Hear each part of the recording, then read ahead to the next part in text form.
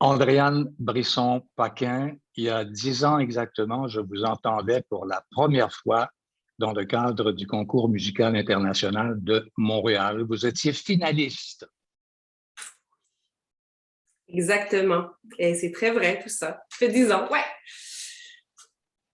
Et ça fait quand même un moment. Et depuis, vous avez mené une carrière à la fois ici et ailleurs. Est-ce qu'on peut vous qualifier de spécialiste du baroque? J'en chante beaucoup. Alors, est-ce que ça fait de moi une spécialiste? Je sais pas.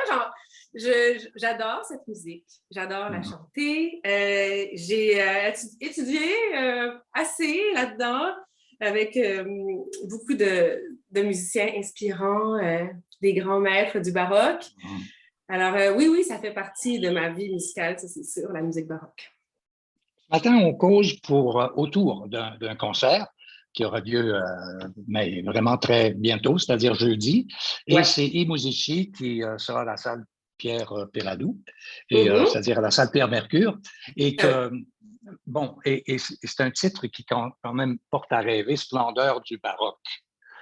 Vous serez bien accompagné aussi. Là, vous êtes soliste, évidemment, soprano, mais vous êtes accompagné de deux musiciennes d'exception. Oui, effectivement. Marjorie Tremblay au Oui. bois et Julie Triquet, que les habitués de l'orchestre connaissent, évidemment. Et un programme qui, bon, va dans le sens du baroque, c'est clair, c'est Bach, c'est Handel, c'est enfin, et même les canons de Pachelbel, on pourrait les entendre pour les romantiques qui se rendront effectivement. Et j'aimerais que vous me parliez un petit peu de vous, de votre parcours. Vous avez, je crois, il y a quelque temps, fondé une compagnie qui s'appelle Un opéra, une heure. Oui. Écoute, hein, on en fait des affaires. Hein? Tout ça, c'est toujours le but premier, c'est de pouvoir faire de la musique puis de faire de chanter le plus de belle musique possible. Mhm. La compagnie Un opéra une heure, ouais, c'est drôle. Je ne l'ai pas fondée parce que je ne sais pas si elle existe concrètement, cette compagnie-là, mais en tout cas, elle est sur Internet apparemment, donc ça a l'air que ça existe. Mais c'est vraiment parti d'un projet autour d'une table avec un ami, pour ne pas le nommer, Pascal Blanchet, qui n'est pas l'illustrateur, mais qui est un auteur aussi. Il y a deux Pascal Blanchet. Euh, Puis on parlait d'opéra, puis il me parlait de l'Acmé. Puis il me disait tout le temps, j'aimerais tellement ça t'entendre chanter l'Acmé. Puis Ouais.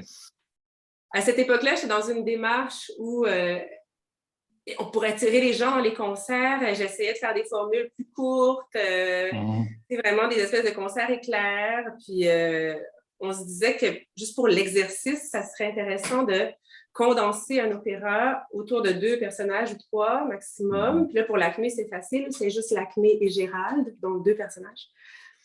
Et puis de faire un condensé de l'Acmé.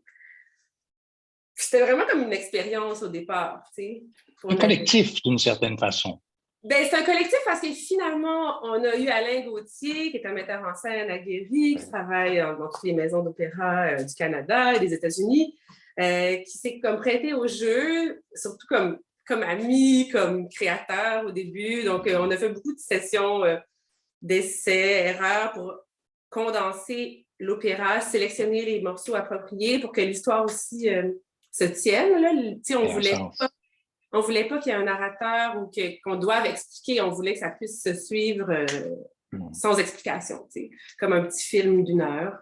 Mhm. Puis c'était aussi le défi que ça représentait de chanter ces deux rôles-là. Il y avait le ténor Sylvain Paré qui a accepté de relever le défi aussi parce que c'est des partitions exigeantes à chanter pour les. Donc, quand on coupe toutes les cartes, tous les autres morceaux, ben, il reste rien, il reste juste les grands airs puis les grands duos qui se succèdent un après les autres. Alors, Mhm. mais c'était une expérience extraordinaire, assez pour qu'on ait eu le goût, finalement, de Ouais. réessayer autre chose.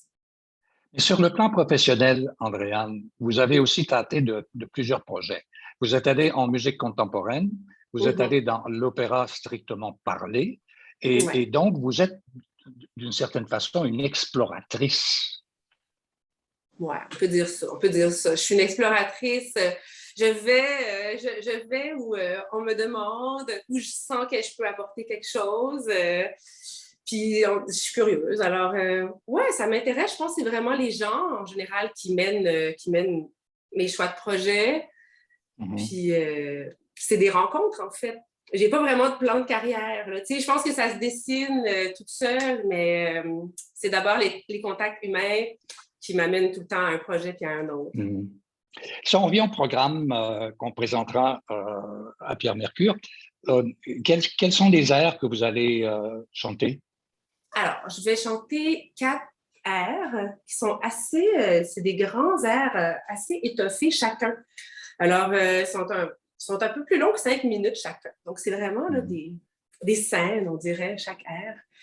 Alors, il y aura un air de Bach au départ, un air complètement épuré, presque, je dirais, non seulement solennel, mais troublant de tristesse et de douleur.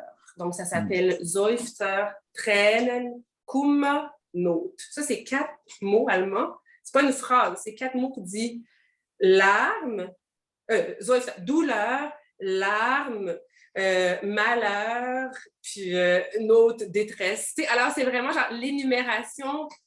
On énumère des émotions tellement graves et douloureuses. Puis c'est un duo avec le hautbois.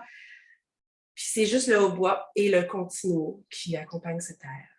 Donc, il faut dire que vous êtes accompagné, Andréane, par une oboïste que l'on reconnaît à l'OM régulièrement et second hautbois. Et vous deux seuls, ça doit être magique. Ben, je pense que oui. Je vais répéter avec elle tantôt pour la première fois. Mais oui, moi, j'adore chanter en duo.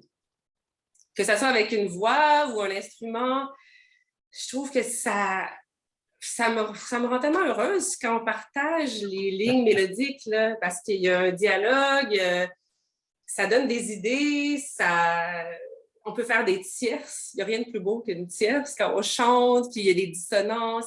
Alors oui, non, moi, je me réjouis vraiment de chanter avec Marjorie. Puis elle va m'accompagner dans 3 de ces grands airs-là que je vais chanter. Donc, il y aura le Bach. Ensuite, on va vers l'opéra. On va avec Handel. C'est presque tous des airs d'opéra, tirés d'opéra vraiment méconnus. Alors, le premier que je vais mentionner, c'est A Spietato. Donc, c'est l'air du personnage Melissa de l'opéra Amadigi di Gaula. Donc, Amadis de Gaulle. Donc, c'est pas un opéra qu'on connaît très bien.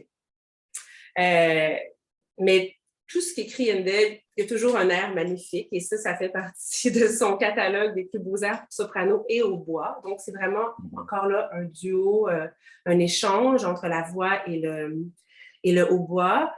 C'est un autre air. Melissa, c'est une sorcière qui est amoureuse d'Amadigi, mais lui en aime une autre. Alors, elle est très blessée de ça. Alors, la première exposition du thème, elle raconte ses malheurs et son incompréhension face à Amadigi qui ne partage pas ses sentiments à elle. Après, le B, donc le mouvement rapide, c'est toute sa colère, sa rage de ne pas être aimée par cet homme. Et après, on revient à la femme éplorée qui supplie les dieux que Amadigi partage son amour. Alors, c'est un air très touchant aussi. Dites-moi, Andréane, comment ça se passe avec Jean-François Ruvet? Ben moi, Jean-François, j'ai étudié à l'Université de Montréal aussi. Puis la vie a fait qu'on se connaît depuis très longtemps et on n'a jamais travaillé ensemble. Donc, tu sais, je le connais depuis l'école, mais je ne participais pas aux productions quand il était là. On ne se croisait pas vraiment là, donc dans les cours ou à l'école. Puis après, dans le monde professionnel aussi, on s'est beaucoup croisés, on s'est beaucoup vus, il a assisté à mes concerts. Puis, donc, j'étais contente de savoir que c'est lui qui allait prendre la direction artistique du Musici depuis le départ de Jean-Marie. Et j'ai très, très hâte de collaborer avec lui. Ben, Andréane, moi, j'aimerais d'abord vous remercier de vous être rendu disponible et C'est jeudi que ça se passe. Les Musici, ça va être, oui, ça va être Pierre Mercure. Et il y a 2 concerts dans la journée. Il y en a un à 14h et un à 19h30. Exactement. C'est des grosses journées. En conclusion, projet en devenir? Oh là là! Ça, c'est tout le temps le moment où je bloque. Mon cerveau, il a de la misère à... qu'est-ce qui se passe? Mais là, c'est le printemps là, du retour. Là. Donc, moi, je trouve qu'il y a beaucoup de choses. Là. Alors, c'est pour ça que je suis un peu perdue là, après ces 2 années un peu incertaines. Qu'est-ce qui se passe? Je fais un spectacle pour enfants avec même l'Orchestre classique de Montréal la semaine prochaine, jeudi. Hansel et Gretel, ça va être très, très drôle, vraiment pour les enfants. Après, on fait une tournée avec ça en Abitibi. Je vais chanter des cantates de Bach avec Palade Musica à la Salle Bourgie, avec aussi I Musici en juin, des cantates de Bach, un récital à la Société d'art vocal avec flûte et piano. Puis quoi d'autre? Un récital de musique baroque français à Sainte-Camille au mois de mai. Donc, peut-être que j'oublie, je ne sais plus, mais en tout cas, jusqu'au mois de juin, il y a quelques concerts qui s'en viennent. Andréane Brisson-Paquin, je vous souhaite un joli printemps, un bel été et plein d'air à chanter. Merci beaucoup à vous aussi. Bon printemps. Merci.